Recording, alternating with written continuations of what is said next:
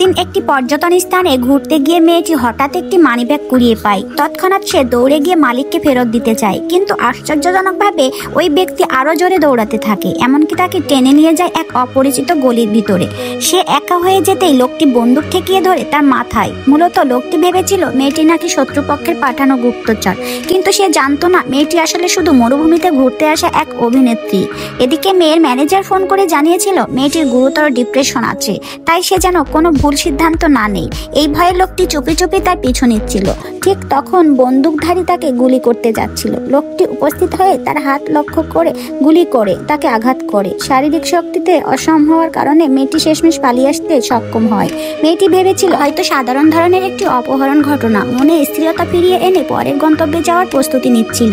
তখনই লোকটি জানতে পারে মেয়েটি অপহরণকারীর মুখ থেকে ফিরেছে। মেয়েটির বর্ণনা শুনে লোকটি সাথে সাথে বুঝে যায় যে তাকে অপহরণ করেছিল সে হচ্ছে সেই মাদক সন্ত্রাস যাকে সে বহুদিন ধরে তাড়া করে আসছে। কিছুদিন আগে লোকটির হাতে ধাওয়া খেয়ে পালাতে পালাতে সে বিশাল অর্থ খরচ করে প্লাস্টিক সার্জারি করিয়েছিল শুধু ধরা পড়া এড়ানোর জন্য, কিন্তু এখন মেয়েটি তার নতুন মুখমণ্ডল দেখে ফেলেছে। এটা কোনো প্রতিশোধ পরায়ণ মাদক সন্ত্রাসের জন্য ভয়ানক ঝুঁকি।